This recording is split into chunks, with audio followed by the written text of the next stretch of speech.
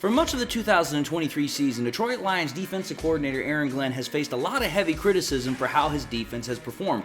But in the game on Saturday against the Broncos, nobody was criticizing the defense. We're going to talk about today's episode, folks, so stay tuned. We used to be a team no one respected. We used to be a team no one feared. That was then.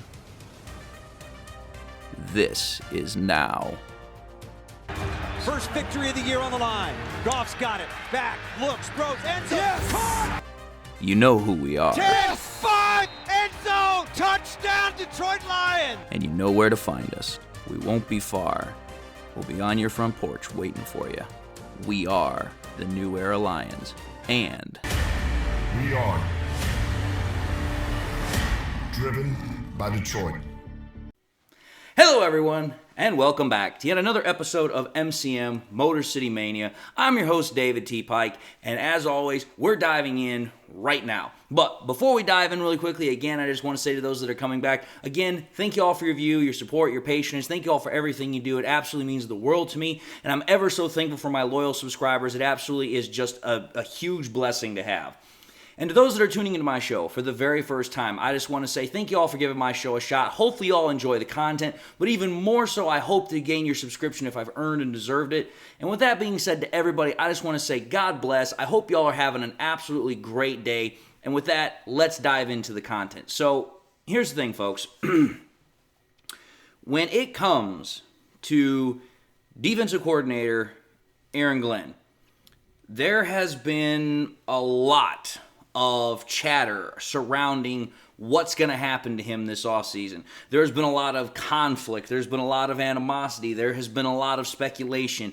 Almost any term you'd like to use regarding Aaron Glenn, there has been some type of situation that you could use that term. And when you think about it, it revolves around how this defense has performed the majority of the year. Because let's understand something. The majority of the season, the defense has come under a lot of fire, a lot of scrutiny, a lot of criticism for how poor and how inconsistent that unit has played throughout the majority of the year. Now let's understand something here. When we take a look at the defense in total, we have to consider some things here. It's not like everybody's blaming Aaron Glenn, because some people have blamed Brad Holmes. As hard as that one is to believe, I've talked about it before. I'll put that episode back up at the top. But some people have blamed Brad Holmes because the idea has been floated by some people that Holmes is simply not drafted good enough talent for Aaron Glenn to get this defense to work. Or some people have suggested that Brad Holmes has been too cheap. Brad Holmes has not been willing to go out and pay top dollar for free agents or to go into the trade market and get valuable players with decent trade offers. So that's one avenue that some people have liked to say, hey, that's a possibility as to why this defense has not been doing very well. But yet others still have also blamed the players directly themselves, saying that maybe they're just not playing well enough, maybe they're not playing hard at all, maybe they're just not playing up to snuff with other teams, and that's the reason why the defense has not been good or has not been able to function. So again, there is another avenue of thinking, there is another school of thought. But let's think about this realistically here. Like I said, perhaps the biggest, I'm going to literally say this, but the lion's share of the majority of blame for most people when it comes to this defense has been on defensive coordinator Aaron Glenn, who, like I said, a majority of fans have blamed for why this defense has simply not done as well as it could have or as we thought it was going to when we came into the season.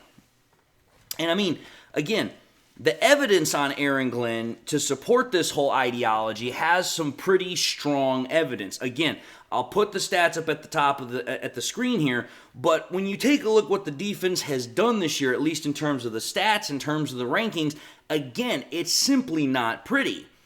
You take a look at it, we're 25th in points, we're 15th in yards, we're tied 19th in yards per play, tied 21st in first downs given up. We're ranked 18th in passing yards, tied 24th in passing first. We're ranked 8th in rush yards, 8th in rush firsts, 6th in rushing average, 4th in penalties total given up. We also give up the most first down penalties in the league almost, but we're ranked tied 3rd. Third down percentage, we're about middle of the pack. Fourth down percentage, we're near the bottom. Red zone percentage, we're still near the bottom. Scoring drive percentage, a little bit subpar. Turnover percentage, again, subpar. We're doing really good in terms of pressuring the quarterback. Sacks are still low, and missed tackles are still very high. So again, when you take a look at the full body of work, when you take a look at all the stats, you take a look at all the production that has happened over the course of the season, it doesn't look good. However, though, I'm going to say this right now. If you take a look at those stats, it doesn't paint a very pretty picture. But if you watch that game against the Denver Broncos, that defense showed something different. It showed something spectacular. It showed something that we as Lions fans have not seen really since the Packers and Falcons game that we had in Week 3 and Week 4 of this year. That is how long it has been since we have seen a defensive effort like what we saw in the Broncos game. It's been a hot minute. But when you take a look at just how good that game against the Broncos really is, again, there's a reason why I go to the stats, because some people say, well, the stats don't tell the whole story. Maybe they don't, but they sure as hell tell a pretty big part of the story, because think about this. I just pointed out how over the totality of the season, when you take a look at how the Lions have stacked up in terms of rankings and stats overall, it's not been very good, right? Well, again, if you go to ESPN, because those stats that I talked about earlier came from Pro Football Reference, if you take a look at ESPN, this is how the Lions have done per game. In terms of total yards they've given up per game, they average giving up almost 321 yards a game. In terms of passing yards a game, they're averaging 225 yards given up a game.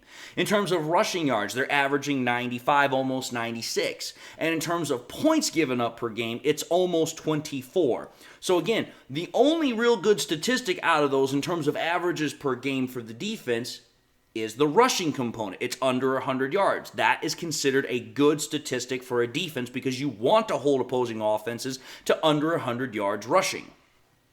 But think about this, folks. That's the averages for the entire defense for the Lions over the course of the year. I decided to go back and I decided to take a look at how that Lions defense did against the Broncos. Think about this. I said that the average for the year for the Lions was 320, almost 321. In the Broncos game, they only gave up 287. I said for the passing yards given up on average, it was 225. They only gave up 204 against the Broncos. I said for the rushing yards, it was 95, almost 96. They only gave up 83 against the Broncos. I said for points on average, they're almost giving up 24 points a game. They only gave up 17 against the Broncos. Think about it, folks. Again, I'm not a mathematician, but 287 is less than 320. 204 is less than 225. 83 is less than 95. 17 is less than 23. They're all below average, and they're all below average by a pretty solid margin. That's good. That is exceedingly good because it means that that defense went out there and on all fronts, it stepped up its game. It played immensely well against a Broncos team that had been playing very, very well over the last couple of weeks, beating teams like I've said, the Chiefs, the Bills, and other teams that are actually vying for playoff spots. So this was a team that actually was doing really well, and our defense stepped up, and it pretty much, like I said, it put them in their place. It stopped them for the most part, because again, I keep up with stats. Some people may not like the fact that I'm such a stat nut, but think about this, folks. Turnovers. On the year, the Lions have garnered 15 total turnovers. They've played 14 games. That's about a turnover a game. The Lions got a turnover in that game. That means they met their average, which is good because you want to get at least a turnover per game. You want to get turnovers because it helps out the team overall to win. You take a look at sacks. Like I said, the Lions have gotten, 30 sacks this year. They've played 14 games. That's about 2 sacks a game. The Lions got 2 sacks in that game. Again, they met the average. That's good. You want to get multiple sacks in a game. It's going to get the quarterback uncomfortable. Take a look at pressure. One of the things the Lions have been immensely good at this year is applying pressure. They've almost got 300 total pressures according to PFF, 297 to be exact. But 297 total pressures divided by 14 games, that comes out to 21 pressures on average a game. You want to know how many pressures the Lions got in that game against the Broncos? They got 22. exceeding the average. Again, they got after the quarterback with continued success and got him in terms of sacks. They made his life a living hell, a.k.a. Russell Wilson. Now, I will say this. The only thing that the Lions didn't do very well in terms of overall statistical, whatever you want to call it, production in that game against the Broncos was the missed tackles. Again, according to PFR, in their advanced defensive statistics, the Lions have given up 94 missed tackles this year. So they've missed almost 100 tackles this year. Divide that by 14, that comes out to almost 7 missed tackles a game.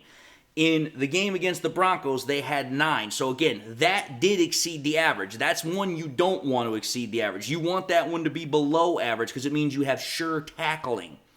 But again, to put this whole thing together as far as the statistics are concerned, Aaron Glenn got that defense to play and got that defense to play damn good. Again, when you come under your average for all total yards, all passing yards, all rushing yards, points, you meet your average for turnovers, you meet your average for sacks, you exceed your average for pressures, you're going to have a good game. And that's exactly what we saw out of that Lions defense. They were on Russell Wilson all night. The Broncos offense could hardly, if ever, move the ball. Hell, again, the very first half, the Broncos offense could not do anything. It was literally freaking turnover, punt, end of half. That was literally the Broncos offense, the first half of that game. That's really freaking good.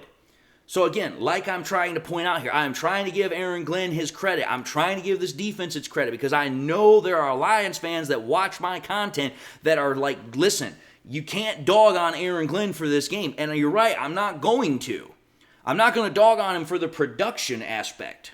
Because let's think about this here. In this game that the Lions defense and Aaron Glenn had in terms of the Broncos, the defense definitely exceeded expectations statistically. And it played better or met the expectations or averages, whatever you want to talk about, in every single category except one. Like I said, the missed tackle component. But like I said, I'm not going to dog Aaron Glenn for the statistical production for getting this defense to play good because he finally did it. And it's been a long wait to get it to wait. It's been a long wait to see it again. But I'm going to ask this question because this is a question that I like to ask. I like to ask thought-provoking questions after I've proven a point here. Here's the question. So Aaron Glenn did a great job coaching this game, right? He had a much better game plan, a much better production out on the field, product on the field than what we've seen. So am I happy that Aaron Glenn did that? Absolutely, I'm happy that he did it. I'm happy that he did it. And Aaron Glenn absolutely had a great game plan. He had a great product on Saturday night. But my question is a simple one as to regards to this whole point that I just put out there. Why? Think about it. Not the traditional sense of why did it happen. I want answers to these questions in terms of why. Why did it take so long to get Isaiah Buggs back into the lineup? Why did it take so long to put Ife Melifonwu into the starting lineup? Why did we keep Jerry Jacobs in the starting lineup for so long? And furthermore, why has it been so long? Why has it taken so long for us to effectively stop mobile quarterbacks? These are all questions that I think a lot of Lions fans are still wanting answers to. Because it's like, listen, you take a look at that first Packers game. We contained the Packers offense. You take a look at that game against the Falcons. We contained that offense. You take a look at this game against the Broncos. We contained that offense. So for me, it's like, wait a minute here. We've seen in 3 separate games this year, this defense can play at a very good level. We know it's there. But my question is that when you start taking a look at some of the components for those games, players like Buggs were in that game. So for me, it's like, okay here. Well, why hasn't Buggs been in the lineup more often than what he has? Why have we been putting in Benito Jones rather than Isaiah Buggs? Because I have to point this out here. Whenever Isaiah Buggs has been in the lineup, whenever he's been starting, he's been playing, he has a visible effect on how that defense performs. It may not always be in the terms of stats, but his leadership, his enthusiasm, how he plays the game, it amps up the defense. There's a reason why when he made that play, that freaking fumble recovery by freaking Russell Wilson, the whole defense got freaking amped up because it's like, listen, That's what Bugs does. He is a freaking lightning rod. He is a guy that the defense really respects. So why would you not have a player like that in the lineup for a guy like Benito Jones? That to me just doesn't make any sense, because what has been Aaron Glenn's continual statement when it comes to who gets the playing reps? Oh, we're going to put the best player out on the field. There is no way in this life or the next, heaven or hell, you could convince me that Benito Jones is a better option than Isaiah Bugs. There's no way about it. Now, I know some people are going to say, well, David, there's been rumors that there was a flare-up between him and Aaron Glenn. Again, those are rumors. Whether or not they're substantiated or not, I don't know. But my whole point is, regardless of situation, it's like, listen, Bugs makes a difference when he's in the game. He helps this defense play better. Why did it take him so long to get him back in there? Could it be perhaps that maybe he had no choice because we lost Bohanna off of the practice squad? Could it be that at that point it was like, listen, you've got to do something different because Benito Jones isn't cutting it? So again, that's the first question I want answered. Here's the second question I want answered. The second question I want answered in terms of this is Ife Melifonwu. I'm going to say this right now. Ife Melifonwu, his career had kind of been almost an afterthought at this point because he really hasn't done anything since we drafted him back in 2021. Think about it here. For the majority of the time that he's been with the Lions, he's dealt with injuries. And then after dealing with the injuries, he had to switch from playing corner to safety. Now, I understand that when he had that big performance, everybody wanted to say, well, the reason why he hasn't been out there is, yes, because of the injuries. I understand that he's had injuries in the past, yes. But my question is this. We also have heard from players and from coaches that have said, yeah, that's what Ife does in practice all the time. That's the kind of player that Ife is. We know the kind of player he is. Time out. If that's the type of player you know he is, right? I have my question here. Why hasn't he not been out on the field? Because I've been checking the injury reports damn near every single week. Last time I checked, Ife Melifonwu has barely, if ever, been on the freaking injury reports this year. Like, almost if at all. So for me, it's like, wait a minute here. If injuries have been the reason why you're saying he's not been in the starting lineup, excuse me, then why is it then he's always been either a healthy scratch or has been a backup compared to other players that have been out on the field when in the very first couple of games that Ife's been playing, especially the game against the Broncos, he freaking was a man possessed. So why is it taking Aaron Glenn so long to put Ife Melifonwu in if he's already known that's the kind of player that he could be? So you're telling me you had information, you're telling me you knew this was the type of player that he was, but you still sat him. Explain to me how that makes any sense. Then we get to the next one. That's kind of like the reverse opposite of this whole thing. You take a look at Jerry Jacobs. Jerry Jacobs at the end of last year played really, really well. And he got his chance to be starting cornerback number 2 with the fact that Mosley was injured to start the year and then freaking tore his ACL as soon as he came back. But I got to point this out here. Jerry Jacobs, why has he remained in the starting lineup when he has been absolutely horrible for the Lions this year? Again, take a look at the stats. Yeah, Jerry Jacobs might be the Lions' interception leader this year, but you want to know what he's also leading for the Lions defense? He leads the Lions defense in the most passing yards given up by a defensive back. He's given up 602 passing yards this year. He also has the most passing touchdowns given up by a defensive back with 7. Actually, for the whole defense, pardon me. And then think about this. His passer rating that he's given up to opposing quarterbacks, Jerry Jacobs, a 107.8. So pretty much he can't stop receivers in the end zone. He can't stop them in terms of picking up yardage, and quarterbacks are just picking on him all damn day long. Whereas his replacement that we picked up from another practice squad, which is Kendall Vildor, what happens in the very first game that he replaces Jerry Jacobs? Oh yeah, his NFL pass rating was a 77.1. That's a massive difference in how Vildor came in and played against the likes of receivers like Jerry Jeudy and Cortland Sutton. Granted, he also had Cameron Sutton out there, but the point is, those were guys that were on the field, and Vildor held his own, held even better than what Jerry Jacobs did. So my whole point is this. If we've known that Jerry Jacobs has been struggling as bad as he has, why haven't we put someone else in like, I don't know, Stephen Gilmore, the freaking, brother of Stephon Gilmore? Why haven't we put him in? So again, there's that one. And then finally, the mobile quarterback question. Everybody's been asking this question for damn near 2.5, 3 years. Every time it seems that we play a mobile quarterback, we always seem to struggle applying pressure and stopping them on the ground in some way, shape, or form. It can be either in terms of total yardage given up, in terms of average yards per rush, or just giving up touchdowns. But yet, in that game against the Broncos, we held freaking Russell Wilson to 6 total yards rushing and 1 touchdown, which was off of a QB sneak. So that's going to be kind of hard to stop. But again, my whole point is this. Russell Wilson is still known as a mobile quarterback, but like I said earlier in this episode, we pressured him 22 times and we sacked him 2 times on top of that, and we strip sacked him to add on top of that. So it's like, wait a minute here.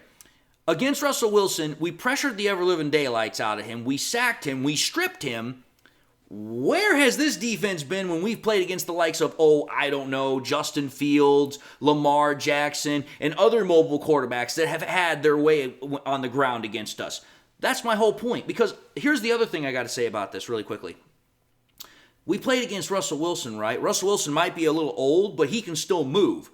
But here's the thing about it. The Broncos are only one of 3 teams that when we played them still had all 5 starting offensive linemen together as one cohesive unit up to that point. And there's only 3 teams up until that point that had that. So think about it. The Broncos had their entire starting offensive line together week after week after week after week.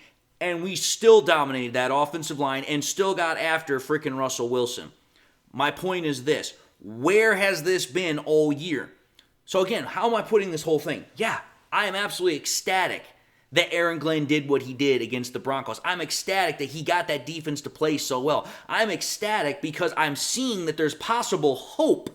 That's why I have my thumbnail image the way it is. Is there hope? Could it possibly be that we're starting to turn a corner here? But it's like I have to ask my question like I've been asking these questions. Why haven't we seen this earlier? Why has it taken damn near the entire point of the whole year to see a game like this that we saw back in week 3, week 4? That's my whole point with freaking Aaron Glenn, the inconsistency factor. Or as some people would say, a day late and a dollar short. And it's like, listen, Aaron Glenn's been a day late and a dollar short for the last 2 months. And then all of a sudden he pops this out and it's like, dude, if this is what you're capable of doing, why can't you do it every single week? Why can you not put a game plan together like that every single damn week that can put those players into that prime spot, that can allow them to do what they do? Because we've heard it every single time when Aaron Glenn steps in front of the freaking microphone. Oh yeah, these guys in practice, they're doing absolutely a great job. They're getting better. They're doing their jobs. They're getting after the ball in practice.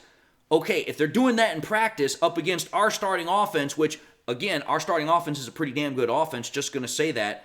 If our defense can do that against our offense, why are we not seeing that on the field?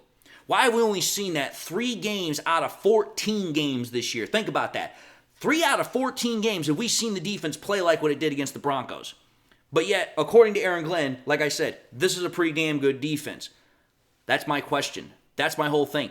I am having a little bit of hope. I'm hoping and praying that this is a game that can follow into the Vikings game and then maybe into the Cowboys game, since the Cowboys just got spanked by the Bills.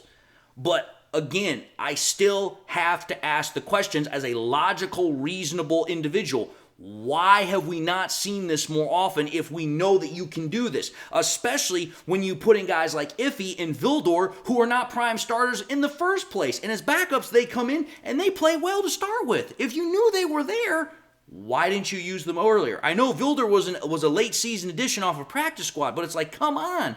You've had Iffy for years. Why didn't you use him earlier? You've had Buggs sitting on the sideline for weeks. Why didn't you put him back in and let Benito Jones keep playing? These are questions that we're not getting answers to, and it's like, listen, if you can play like this, if you can do this, what's your justification as to why you didn't do it in the first place? If you can do this, why haven't you been doing it all year? That's my point. So forget about the whole talent argument. Forget about the draft argument. Forget about all that nonsense. Aaron Glenn has shown he can do this. Why hasn't he been doing it all year? That's my question. That's my concern here. Again, don't get me wrong. I love what I saw out of this game, and I want to see it all the way to the rest of the year. But I still have to ask the question, why have we not seen it more so? That's why this is kind of like a dual-point episode for me. It's like, yes, I'm absolutely happy about Aaron Glenn putting out a game like this. But I still have to ask the question, why has it taken so long? But anyway, having put that out there, having asked the questions, explained my position, even though I'm pretty confident somebody is still going to say that, oh, David, you're just dogging on Aaron Glenn. No, I like what I saw out of Aaron Glenn. I just want answers to questions that I think are appropriate and are vindicated questions. But we'll see what happens when this video gets released. Until that time, though, I just want to say thank you all for watching in another episode of MCM Motor City Mania. If you like what you saw, by all means, I highly encourage you all to do one of these three things. Like, comment, and subscribe to the channel. If by chance you subscribed in the past, if you got to do so at the time, or you just subscribed and now had a chance to do so, again, I want to highly encourage you all, please subscribe to the channel. It absolutely helps me out, and I'm ever so thankful for every subscription I can get. But I also want to encourage you all, after you subscribe, to please make sure you turn on that bell notification icon as well, so that way you never miss any more content that I push out. Again, subscription numbers are always going up, but we want to make sure you turn on that notification icon, so that way as soon as I push something out, you guys are always in the know-how, and you can get right back in immediately. To help in that endeavor, I also ask that you guys would please share this content with your Lions friends and family members. Share here on YouTube, share it on Twitter, share it on Facebook, share it anywhere and everywhere you can with everybody and anybody that you can. The more you share it, the more it spreads, the more we get people in here, the better the channel does and the bigger it grows. So again, I highly encourage you all to do that. And with that having been said, I just want to say again, thank you all to everybody that's watched the content. I'm absolutely so thankful for each and every one of y'all, and I'm so thankful for those that keep coming back, like I said in the beginning of the episode. But to those that just subscribed, thank you all for placing your trust in me. I'm so thankful to have you as part of the family, and if I still haven't gained your subscription, hopefully you'll come back and I'll get another chance to do so. But until that next time, I just want to say again, thank you all for watching this episode. I just want to say, God bless, and until the next time we meet, I'll see you all in the next episode.